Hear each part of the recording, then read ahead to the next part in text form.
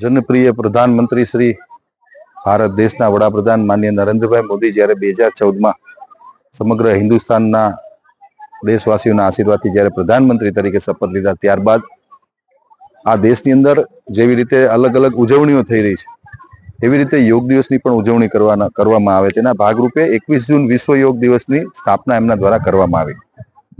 આજે 11મા વર્ષે જ્યારે આખો દેશ યોગમય બની રહ્યો છે, માનનીય પ્રધાનમંત્રી શ્રી મોદી સાહેબનો એકમાત્ર સંકલ્પ છે કે યોગના માધ્યમથી દરેક વ્યક્તિ પોતાનું આરોગ્ય અને પોતાનું શરીર સારું રાખે, તંદુરસ્ત રાખે। યોગ એ આપણી સાધના છે, યોગ એ આપણું શાસ્ત્ર છે। યોગના માધ્યમથી લોકોનું આરોગ્ય સારું રહે એના માટેની એક આ મુહિમ રાજકોટ મહાનગરપાલિકા દ્વારા આજે રાજકોટ શહેરના 5 અલગ અલગ ઝોનની અંદર અમે લોકો આજે યોગ કર્યા હતા।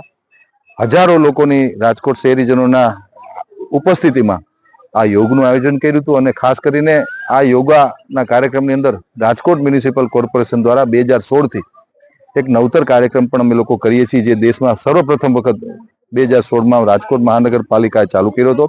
એકવા યોગા નામનો કાર્યક્રમ કે જે રાજકોટના મહિલા સ્વિમિંગ પુલ કોર્પોરેશન આધારિત મહિલા સ્વિમિંગ પુલની અંદર બહેનો દ્વારા યોગા કરવામાં આવે એ એક નવતર કાર્યક્રમ હતો। એ કાર્યક્રમ પણ આજે યોજાઈ ગયો છે।